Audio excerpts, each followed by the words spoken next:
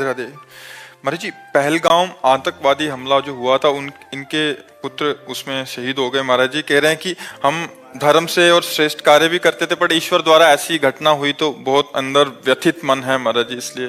हाँ, मन तो व्यथित हो ही जाएगा। बड़े बड़े सूरवीरों का हो गया। जब अभिमन्यु जी पधारे तो अर्जुन जी की हालत खराब थी। अर्जुन जी को भगवान स्वयं समझा रहे थे, फिर भी वो व्यथा को प्राप्त हो रहे थे, क्योंकि पुत्र प्रेम पिता के हृदय में जो होता है, जब उसका पुत्र वियोग को प्राप्त होता है तो वही हृदय जानता है। अपने लोग तो सहानुभूति के वचन बोल सकते हैं, लेकिन जिसके हृदय में होता है उसका हृदय जानता है। पर अब ये जो होना है वो होके रहेगा। तो अब आप देखिए, उन्हीं जीवों का वहां पहुंचना हुआ जिनका प्रारब्ध संपन्न हो चुका था।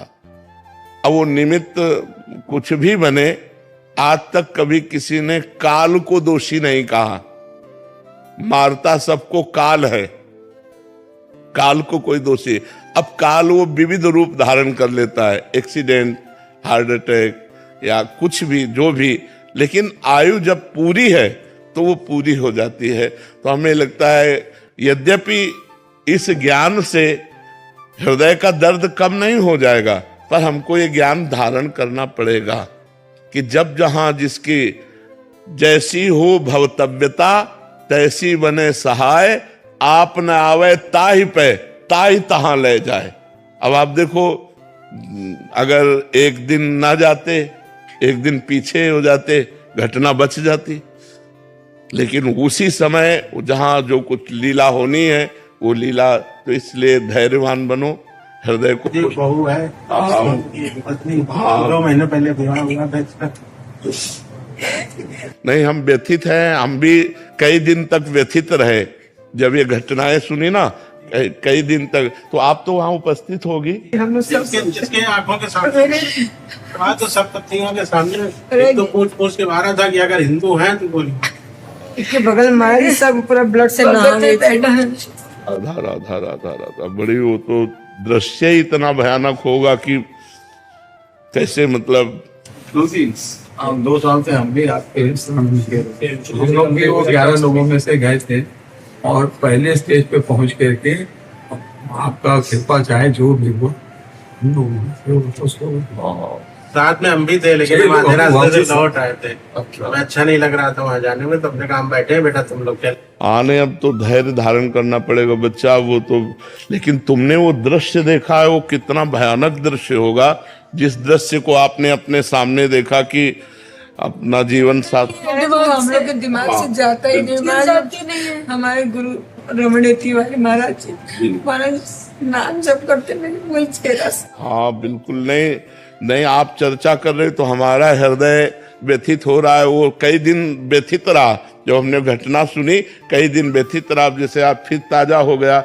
आप तो दृश्य देखे हैं, और आपके तो पति गए हैं, पुत्र गए हैं, अपने लोग तो केवल सुनकर तो भी हृदय व्यथित हो जाता है। पर आपको धैर्यवान बनना चाहिए। हम लोग का मन बहुत नहीं, अब धैर्यवान बनो। रोने से या व्यथित होने से, डिस्टर्ब होने से अब हाथ तो कुछ लगेगा नहीं।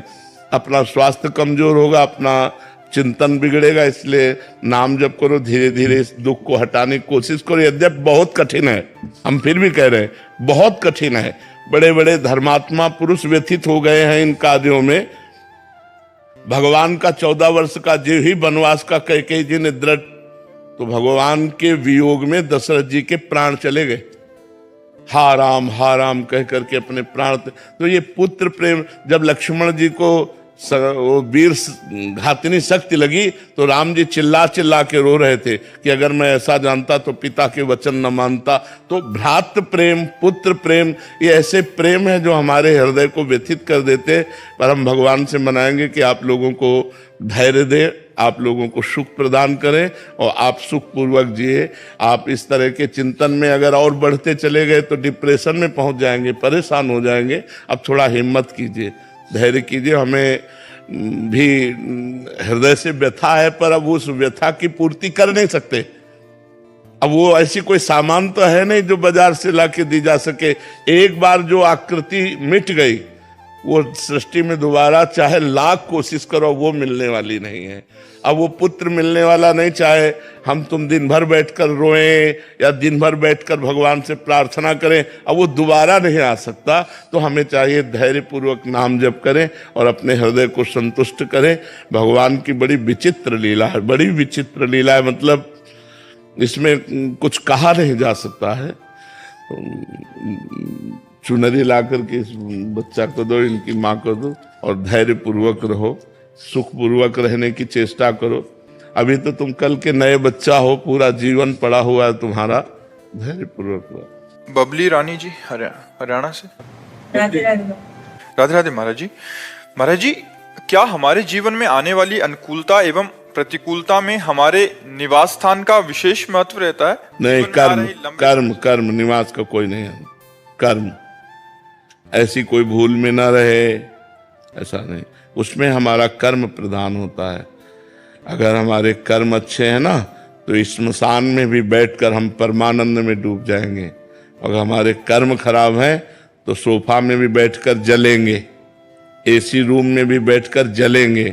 तो हमको कर्म ठीक करने चाहिए, कर्म सुधारने चाहिए। ये सब बाहरी बातों पर नहीं लगना चाहिए।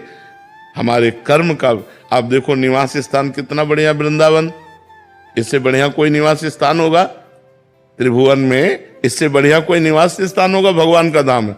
पर क्या यहाँ दुखी लोग नहीं है? क्या यहाँ परेशान लोग नहीं है?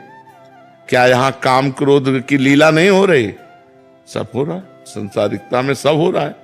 तो जो जैसे कर्म, अब जो केवल प्रिया प्रीतम का भजन कर रहे हैं, प्रिया प्रीतम में चित्त जोड़े, उनको आनंद का अनुभव हो रहा है। जो संसार में चित्त जोड़े, काम क्रोध लोभ से परेशान हो रहे हैं, चिंता शोक भय उद्विग्नता, ये उनको परेशान कर रहे। तो हमारी बात को समझना, अगर निवास स्थान के प्रभाव से दुख या सुख की प्राप्ति हो तो वृंदावन वास से सबको परमानंद की प्राप्ति होनी चाहिए, क्योंकि ये परमानंदमय धाम है। नहीं हो रही? आप देख लो, बैठे तो हो, तुम भी तो बैठे हो। परमानंद की अनुभूति होगी आपके चिंतन से, आपके कर्म से। अच्छे कर्म करोगे सुख मिलेगा, बुरे कर्म करोगे दुख मिलेगा। आज नहीं तो कल मिलेगा। और भजन करोगे तो परमानंद मिलेगा। यहां नहीं, जो तुम्हें सबसे निकृष्ट गंदा स्थान बताया जाए कि ये स्थान, वहां बैठ जाओ और राधा राधा राधा राधा। अगर आपको परमानंद का अनुभव ना हो तो मुझे बताना। तो स्थान का थोड़ा सहयोग तो मान सकते हैं कि शांत वातावरण है, भागवतिक है, तो हमारा भजन में ज्यादा रुचि होगी। लेकिन सुख दुख विपत्ति संपत्ति हमारे कर्मों के प्रभाव से, इसका स्थान से कोई ताल्लुक नहीं है। ओम दीक्षित जी। राधे राधे गुरु। राधे राधे महाराज जी। महाराज जी, मेरा प्रश्न है कि अगर हमारे अंदर भाव ना हो और केवल हम वाणी से कहें और रटते रहें कि श्री जी मेरी हैं, श्री जी मेरे हैं, तो क्या श्री जी हमें भाव आ जाएगा? यहाँ का एक जादू है, तुम करके देखना। किसी एक ऐसे व्यक्ति से जिससे बिल्कुल प्यार नहीं है और उसे रोज कहो मैं तुम्हें बहुत प्यार करता हूं, तुम्हारे बिना जी नहीं सकता, रोज एक बार कहो और 2 महीना के बाद देखो उससे हटके अगर ऐसा लगने न लगे कि मैं उसके बिना जी नहीं सकता तो हमें बता देना। भृंगी कीड़ा एक कीड़े को लाके अपने मिट्टी के घरौंदे में रखता है और ऐसे डंक मारता है और भन, तो जो डंक मारने से उसकी पूरी एकाग्रता उस भृंगी की तरफ जाती है और भन, वो उसी का चिंतन करने लगता है। बिना शरीर छोड़े अन्य जाति का कीड़ा भृंगी कीड़ा बन जाता है। यदि हम ये कहते रहे कि हे प्रभु मैं आपका हूं, झूठी से कह रहा हूं, तो सच्ची एक दिन महान भक्त बन जाएगा। करके तो देखे, करके तो देखे ऐसा। महाराज जी श्री जी लायक मतलब हम बन नहीं पा रहे, भावने और अगर कहे वाणी से कहे श्री जी। लोहा कभी मुकुट बन के देवताओं के नहीं लग पाता, लेकिन पारसमणि छू जाए, अगर पारसमणि छू जाए तो लोहा तत्काल सोना बन जाए और देवताओं के मुकुट पर बन। तो ऐसे ही हम लोहा की तरह हैं। संत कृपा, भगवंत कृपा से यदि नाम जब चलने लगे तो हम पारसमणि रूपी नाम का स्पर्श होते ही हम भगवान के योग्य हो जाएंगे।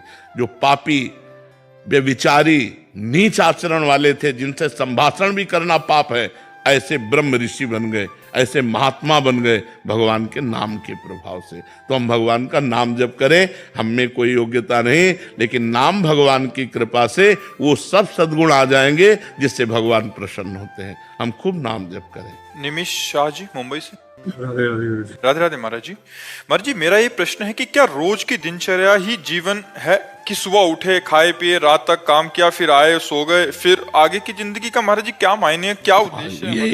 यही जब विचार करोगे तो आपको एक रास्ता मिलेगा जिसका नाम अध्यात्म है कि आखिरकार क्या है, कब तक जिएंगे। रोज की शाम हमारी आयु को तो नष्ट कर रहे। अब जो कल की शाम गई, जितने मिनट जितने सेकंड हमारी आयु में थे माइनस हो गए, अब आज फिर माइनस शुरू है। आखिरकार हम मृत्यु के नजदीक पहुंच रहे हैं। तो खा करके, कमा करके हम अब केवल अपनी केवल आयु ही तो नष्ट कर रहे हैं। लाभ क्या ले रहे हैं? वो लाभ है भगवान का भजन, वो लाभ है भगवान का चिंतन। यदि हम आज एक एक श्वास राम राम बोले, राधा राधा बोले, कृष्ण कृष्ण बोले, हरि हरि बोले, तो आज की कमाई पक्की हो गई। अब ये त्रिभुवन में कभी नष्ट होने वाली नहीं, त्रिकाल में कभी नष्ट होने वाली नहीं। भगवान के नाम के प्रभाव से हमारी दुर्गति रुकेगी और हमारी सदगति होगी। अगर नाम जप नहीं चल रहा तो बिल्कुल आयु व्यर्थ जा रही, बिल्कुल आयु व्यर्थ जा रही। ये दुर्लभ दे तभी सार्थक है हमारा। एक जैसे आपका चिंतन आया ना, ऐसे ही गाढ़ चिंतन हो जाए तो आप भयभीत हो जाएंगे कि आखिरकार जिंदगी है क्या, मतलब क्या रहा। इसके बाद मर गए, फिर कुछ योनि में गए, फिर खाओ जियो मरो, बस इतना ही। क्या यही जीवन का लक्ष्य है? तो जब ये बात आती है तब अध्यात्म का रास्ता निकलता है। महाआनंद, पूर्णानंद, परमानंद, इस शरीर के राग से रहित, आवागमन से मुक्त, समस्त कामनाओं से विनिवृत्त कामा, अध्यात्म नित्या विनिवृत्त कामा, द्वंद्व विमुक्ता, सुख दुख संगई, गच्छन्त मूढ़ा पदमभ्यम तद। वो अव्यय पद, परम पद को प्राप्त हो जाता है जो भगवान का नाम जप करता है, भगवान की आराधना करता है। तो बच्चा, भगवान का सुमिरन करना ही जीवन की सार्थकता है। नहीं कहे हनुमंत विपत्ति प्रभु सोई, जब तो सुमिरन भजन न हुई। सुमिरन भजन हो रहा है, बहुत बढ़िया जीवन कट रहा है, चिंता करने की जरूरत नहीं। सुमिरन भजन नहीं हो रहा तो व्यर्थ जीवन जा रहा है। किसी भी भोग को कितनी भी बार भोग लो, बार बार वही तृष्णा। आप देखो ना, भोगे हुए भोग को पुनः पुनः भोगने की वृत्ति का नाम तृष्णा है। सुने हुए भोगों को भोगने की इच्छा का नाम कामना है। तो बार बार वही कामना, तृष्णा, बस ये खा लो, वो खा लो, ये भोग लो, वो देख लो, वो देख, तो हमारी आयु व्यर्थ जा रही है। राधा राधा राधा कहते हुए हम पा रहे हैं, क्योंकि पाना पड़ेगा। जो भगवान ने दिया वो भगवान को अर्पित करके नाम जप करते हुए पा रहे हैं। जो भगवान दृश्य दिखा रहे हैं, सब में भगवान की माया, भगवान की लीला देख रहे हैं, नाम जप कर रहे हैं, बढ़िया जीवन चल रहा है। आयु उसकी नष्ट नहीं होती, उसकी आयु सार्थक होती है। तभी हम कहते हैं जो लोग बर्थडे मनाते हैं उन लोगों को सोचना चाहिए कि एक वर्ष माइनस हुआ, अब हमारा जीवन कितना मुझे पता नहीं, और एक वर्ष माइनस हो गया तो मुझे विचार करना चाहिए कि इस एक वर्ष में मैंने क्या महत्वपूर्ण कार्य किया। हम अपने देश के लिए क्या किया, अपने माता पिता के लिए क्या किया, अपने लिए क्या किया। तो हम उत्सव किस बात का मनाएं? लोग शराब पीते हैं, लोग मांस खाते हैं, पार्टी मनाते हैं, अज्ञानी भाव में करते हैं। नाम कीर्तन करो, 24 घंटे भगवान का नाम कीर्तन करो। आज जन्म दिवस अगर मनाना है तो भगवान का नाम कीर्तन करो। गौ से गौओं को हरा चारा डाल दो, संत महात्माओं को भोजन पवा दो, किसी गरीब की बीमारी में लगा, तो तुम्हारा जन्म होना सार्थक रहेगा। ये शराब और मांस और ये पार्टीबाजी, ये हैप्पी नहीं है। हैप्पी तो तब है जब भगवान से जीव जुड़ा, धर्म से जुड़ा। हम करें ना 24 घंटे कीर्तन बैठा लो तो 1 घंटे नाम कीर्तन जरूर करो। भगवान का नाम कीर्तन करो और सबको भोजन पवाओ, पवित्र भोजन पाओ। ये गंदी बातें, गंदा आहार, ये बहुत बुद्धि को भ्रष्ट करने वाला। अच्छा, आज बढ़िया आप खीर, गुलाब जामुन, पूड़ी, कचौड़ी, सब्जी, ये सब पवाओ, और वो सब गंदी चीज ना हो। बोले यार क्या पार्टी ही नहीं हुई, वो मानेंगे पार्टी ही नहीं, वो ऐसी भावना रखते। हाँ, तो आज राक्षसी भाव की वृद्धि हो रही। पवित्र आहार स्वयं करो, दूसरों को पवाओ, नाम जप करो, इसी से जीवन सार्थक है। हमारा जो मन है वो इस संसार में राजी हो गया है। संसार के भोग, संसार की धन संपत्ति, रिश्ते नाते, और इसमें राजी होकर भगवान को भूल गया है।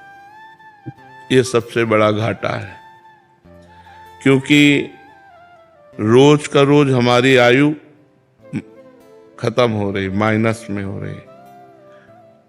अब हमारी कितनी आयु है हमें पता नहीं है, किस घटना से शरीर पूरा होगा ये भी पता नहीं।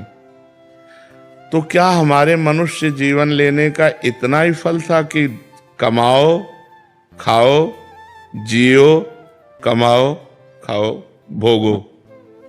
क्या इतना ही फल है? नहीं, मनुष्य जीवन दिव्य जीवन है और इसमें दिव्यता है भगवान का स्मरण। यदि हमने इस सेकंड में राधा कहा तो ये सेकंड का कहा हुआ राधा, ये सेकंड समय सार्थक हो गया।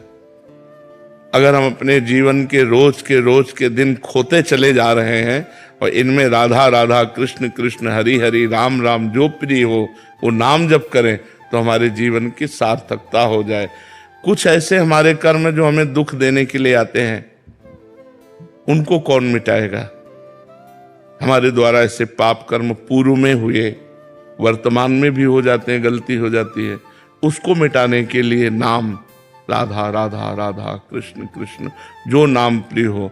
तो हम सबको चाहिए कि हम कोई गलत आहार ना करें, कोई गलत पेय पदार्थ ना पिए, भूल कर किसी को हम दुख ना पहुंचावें, और नाम जप करते हुए जो कर्तव्य कर्म मिला है, कोई मास्टर है, कोई डॉक्टर है, कोई वकील है, कोई न्यायाधीश है, जो भी जिसको जो कर्तव्य कर्म मिला है उसे अपनी पूजा समझकर करे तो ये हमारा जन्म सार्थक हो जाएगा, हमारा जन्म लेना सार्थक हो जाएगा। और नहीं तो फिर इस जीवन का कोई महत्व नहीं। आपका बैंक बैलेंस, आपकी पढ़ाई, आपकी डिग्री, आपका पद, आपके संबंधी, आपका मकान, सब यहीं एक सेकंड में छूट जाना है। दुनिया में लाखों का मेला जुड़ा और हंसा जब जब उड़ा तो अकेला उड़ा, उसका साथी कोई नहीं होता, उसका साथी सिर्फ भगवान का नाम होता है। इसलिए सब लोगों से प्रार्थना है, पवित्र भोजन पाओ, पवित्र विचार वाले बनो, खूब नाम जप करो और जितना बन सके दूसरों का हित करो। इससे भगवान प्रसन्न होते हैं, और भगवान प्रसन्न हो गए तो हमारा मनुष्य जीवन लेना सार्थक रहा। नहीं तो फिर व्यर्थ हो जाएगा। हम रोज मृत्यु के नजदीक पहुंच रहे हैं। 40 साल, 50 साल, 35 साल की श्वासें गई, अब कितने सेकंड या मिनट या महीना या वर्ष है हमें पता नहीं। अगर हम नाम जप नहीं करते तो ये सब यहीं छूट जाएगा। फिर अगला जन्म हमारा होगा पशु पक्षियों में, फिर हम कुछ नहीं कर पाएंगे। अगर मनुष्य जीवन में हम अब कुछ ना कर पाए, प्रायः लोगों की बुद्धि केवल वर्तमान भोग में रहती है कि आज का जीवन हमारा सुखी है, कल किसने देखा है? नहीं, बुद्धिमान वही है जो आज का भी सुख देखे और कल के सुख की व्यवस्था करे। आज आप जिस सुख में आ गए हैं मनुष्य जीवन में, इससे बड़ा कोई सुख नहीं है। बड़े भाग मानुष तन पावा, सुर दुर्लभ, सदग्रंथ देवताओं के लिए भी दुर्लभ है। क्या हम सुअर कुत्ता बन करके सुखी हो पाएंगे? जब हम मनुष्य बनकर सुख ना ले पाए तो सुअर कुत्ता बनकर ना तो भजन कर पाएंगे ना सुखी हो पाएंगे। तो अन्य योनियां जो 83,99,999 योनियां हैं, उनमें किसी में इतना विवेक जागृत नहीं जितना मनुष्य में जागृत है। तो हम भगवान का भजन करके, तीर्थयाटन करके, सत्कर्म करके ऐसे कमाएं कि हमें फिर अगला मनुष्य जन्म मिले और फिर हम अच्छा कार्य करें, अपने देश के लिए, अपने समाज के लिए, अपने विश्व के लिए मंगल विधान करें, तो हमारे मनुष्य जीवन की सार्थकता है। मनीषा जी। राधे राधे गुरुदेव। राधे राधे महाराज जी। महाराज जी, जब आप स्वस्थ थे तब प्रभु ने कोई विशेष व्यवस्था नहीं की, अब जब उन्होंने सब व्यवस्था कर दी तो स्वास्थ्य के वही कारणों बात है ना कि जब खाने के लायक थे तब खाना नहीं था, और जब खाने लायक नहीं है तो सब व्यवस्थाएं कर दी है। पर बड़ी कृपा है भगवान की कि ऐसी परेशानियों के बीच में भी वो अपनी शरण में रखे हैं, अपने चरणों में रखे हैं और चर्चा हो जाती है भगवान की। ये बड़ी कृपा है। महाराज जी कह रहे हैं कि प्रभु जब इतना भारी प्रारब्ध महाराज जी हो सकता है तो अपने बच्चों की जरूरतों के समय उनकी पूरी क्यों नहीं करते? महाराज जी जब चाहिए था तभी दे देते। आज उनका खेल ही ऐसी है कि बड़े लीला बिहारी हैं, बड़े लीला बिहारी हैं। उनकी हरि तेरी गति लख न परे। सोचो, किसी के यहां बालक होता है तो उसको सुविधा दी जाती है, और आप जिनके बालक बनने आ रहे हैं उनके हथकड़ी, बेड़ियां, जकड़ी, कंस के कारागार में विशेष कष्ट की परिस्थिति। और आ कौन रहे? अखिल लोक ब्रह्मांडों के स्वामी आ रहे, और देवकी वसुदेव के हाथ पैर में बेड़ियां जकड़ी हुई हैं, और दुष्ट राक्षसों का कड़ा पहरा है कंस का। किसी भी तरह की कोई सुविधा ना दी जाए। भारी कष्ट में 6 बच्चे मार डाले गए। कितना भयंकर कष्ट आप सोचो। पत्थर में पटक करके नवजात शिशुओं की हत्या कर दी गई, और दुष्ट राजा कठोर शासन में। और आ कौन रहे? सकल जगत का मंगल करने वाले भगवान कंस के कारागार में प्रकट हो रहे। देवकी जी देखकर अभी छक नहीं पा रही हैं कि वो आदेश कर रहे हैं हमको गोकुल में छोड़िया। क्या इतने सुंदर त्रिभुवन मोहन पुत्र को, जिसे एक क्षण भी अलग करना प्राण निकल जाए, देवकी जी को तुरंत वसुदेव जी के गोद में, और उस पुत्र की रक्षा हो इसलिए गोकुल पधरा देते हैं। बड़ा विचित्र भगवान का लीला चरित्र है। इसलिए ये नहीं कहा जा सकता कि ऐसा भगवान ने क्यों नहीं किया। शायद उस समय भगवान सुविधा दिए होते तो हम ये चढ़ाई ना चढ़ पाते। जो साधना की चढ़ाई चढ़े वो चढ़ाई ना चढ़ पाते, फिसल जाते।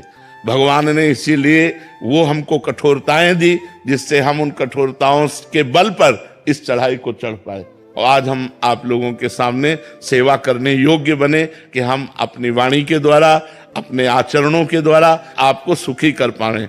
नहीं तो शायद है ऐसा ना हो पाता। तो भगवान जो करते हैं वो बड़ा मंगलमय करते हैं, उनका हर विधान मंगलमय होता है। महाराज जी, क्या हर एक साधक के जीवन में ऐसा कष्ट आना जरूरी है या प्रतिकूलता आना जरूरी है? देखो, जो जितनी ऊंचाई पर चढ़ना है तो फिर उतनी चढ़ाई तो चढ़नी ही पड़ेगी। तो जितना जो चढ़ पाया वो वहीं स्थिर है। अब तीनों टाइम बढ़िया भोजन मिल रहा हो और एसी व्यवस्था सब बढ़िया, तो भजन में मन लगेगा क्या? जब न खाने को, न पीने को, न रहने का ठिकाना, न कोई, तो हर समय मंत्राकार वृत्ति की भगवान के सिवा हमारा कोई नहीं। एक गंगा मैया का किनारा और भगवान का भरोसा, और भूख प्यास से लड़ने के लिए, सर्दी गर्मी से लड़ने के लिए केवल चिंतन को शरीर से हटाकर भगवान में लगाना है। निरंतर भगवदाकार वृत्ति, वही कृपा आज मिली है। अगर उस समय हमें सांसारिक सुख मिलते तो शायद ये लाभ न मिल पाता। तो हमें लगता है भगवान की विशेष कृपा है। दोनों पक्ष में विशेष कृपा है। जब हमें साधना की चढ़ाई पर चढ़ाना था तब सुविधा नहीं दी, और जब सुविधा भोगने लायक ले रहे तो सुविधाएं दे दी। ये कृपा है उनकी। दोनों तरफ से हमें कृपा ही नजर आती है। और सांसारिक सुख कोई सांसारिक सुख पर मतलब परमानंद प्रदान करने वाले नहीं, भागवतिक सुख मिलना चाहिए। तो आज जो हम प्रसन्न मुद्रा में है, ये भगवान की उसी कृपा का फल है। अगर वो कृपा हट जाए तो भ्रष्ट होने में देर न लगे, लेकिन भगवान ने कृपा की। जब हम भ्रष्ट होने योग्य थे तब सामग्री नहीं दी, जब सामग्री दी तो भ्रष्ट होने योग्य नहीं रखा। ये उनकी विशेष कृपा बहुत बड़ी कृपा भगवान की। महाराज जी, कोई फिर हल बता दीजिए, क्योंकि आपको सुनने वाले बहुत सारे ऐसे भक्तजन हैं जिनके पास सब वैभव है, मतलब सब सुख सुविधाएं, जिनको हमारी बात मान लो। देखो, जो लाखों को सुधारने लायक बनाया जाता है ना, उसकी कड़ी परीक्षा होती है कि आप लाखों को लेकर के हमारे पास आओगे। तो इसलिए भगवान ने हमको ऐसी कड़ी परीक्षाओं में ऐसे रखा कि तुम तैयार हो और लाखों को पकड़ो और हमारे पास लेके आओ। तो तुमको उतनी कड़ी परीक्षा नहीं करनी, तुमको केवल हमारी बात माननी। बात मान लो तो तुम जहां हो वहीं से भगवत प्राप्ति की योग्य हो जाओगे। इसीलिए भगवान ने इतनी कड़ी परीक्षाएं, ऐसी परिस्थितियां डाल डाल करके पक्का किया है कि तुम हजारों का कल्याण कर सकते हो, हजारों को अपनी वाणी के द्वारा सुधार सकते हो। तो आप हमारी बात मान लो तो आपका कल्याण हो जाएगा, आपका मंगल हो जाएगा। आपको वो तपस्या, आपको वो कष्ट नहीं झेलने पड़ेंगे। जो कष्ट झेल कर हमने अनुभव किया वो बात तुम मान लो तो उसी से मंगल हो जाएगा। उस सब सुख सुविधाओं में रहते हुए कैसे भजन करें? बिल्कुल भजन होने लगेगा। हम कह रहे हैं हर सुख सुविधा को भगवान को समर्पित करो। जैसे हम ऐसे भोजन पाते हैं तो भोजन होता है, लेकिन जब हम भगवान को अर्पित कर देते तो प्रसाद होता है। और भोजन पाने से पुण्य क्षय होंगे, लेकिन प्रसाद पाने से पुण्य बढ़ेंगे। ऐसे हम नाथ सकल संपदा तुम्हारी, मैं सेवक समेत सुतनारी, संपूर्ण परिवार को भगवान का अर्पण भाव करके और सब में भगवत भाव करके नाम जप करते हुए हम व्यापार नौकरी जो भी करते हैं ईमानदारी से करें तो गृहस्थी में रहते हुए हम संत हैं, गृहस्थी में रहते हुए हम भगवत प्राप्त हैं। बात होती है आचरणों से, चिंतन से, वो आप भी कर सकते हो। अच्छा, जैसे गृहस्थ आदमी को काम वेदना आई, अपनी पत्नी है, अपनी पत्नी से अगर दूसरे की पत्नी तो वही पाप हो गया। ऐसे ही मोह सताया तो अपने पुत्र में गोपाल जी की भावना करो, मेरे भगवान पुत्र रूप में आए तो आपका कल्याण है, आपका मंगल है। जैसे हम चराचर जगत में भगवत भाव कहते हैं, आप अपने परिवार में भगवत भाव करके मुक्त हो सकते हो, पर भाव करना पड़ेगा, सब में भगवत भाव करना पड़ेगा, तन मन धन सर्वस्व भगवान का मानना पड़ेगा, नाम जप करना पड़ेगा और कोई पापाचरण ना हो ये सावधानी रखनी पड़ेगी। तो गृहस्थ में रहते हुए सुखपूर्वक भगवान की प्राप्ति हो जाएगी। करमवीर जी आगरा से। राधे राधे महाराज जी। गुरुदेव, आपको आनंद किस रस में ज्यादा था लगा, काशी वाले में या वृंदावन वाले में? एक दूध का खोया, बूरा, पेड़ा, बर्फी, कई पदार्थ बनते हैं, उसका स्वाद अलग अलग होता है, लेकिन होता तो मेन पॉइंट दूध ही है। चाहे शिव कहो चाहे श्याम कहो, वो ब्रह्म तो एक ही है ना, उसका रसास्वादन अलग है। नहीं, दूध की बर्फी का और खोया को चीनी से बोर करके ऐसे पाना, और पेड़े अलग अलग उसके कई पदार्थ बनते हैं, तो स्वाद विशेष बदल सकता है, लेकिन तत्व तो वही रहता है ना, दूध ही।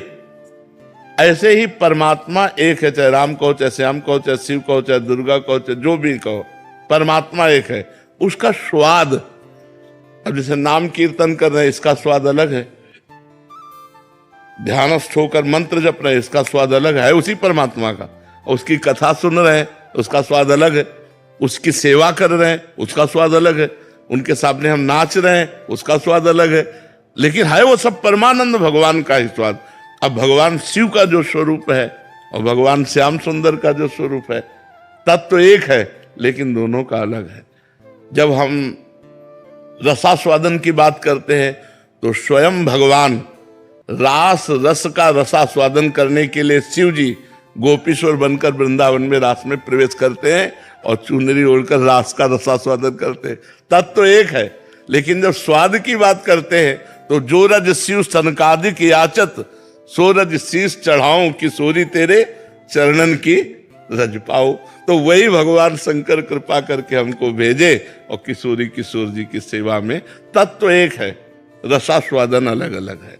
अब जैसे श्याम लीला और राम लीला, बड़ा अंतर है, बड़ा अंतर है। गंभीर मर्यादा, बिल्कुल कहीं इतनी भी मर्यादा का, वही राम है वही श्याम। प्रेम की एक अपनी मर्यादा होती है। ये प्रेम लीला अवतार, लीला पुरुषोत्तम है और वो मर्यादा पुरुषोत्तम है, और है एक, पर लीला में बड़ा अंतर है। प्रेम लीला स्वच्छंद, प्रेम की एक अपनी मर्यादा होती है। वंशीनाथ की आई ब्रजनार सुनत बंसी रो, गृहपति बंद विसारे, दर्शन मदन गोपाल मनोहर, मनसी ताप निवारे। हर्षित बदन बंक अवलोकन, सरस मधुर धुनि गावे, मधुमय श्याम समान अधर धर, मोहन वेणु बजावे।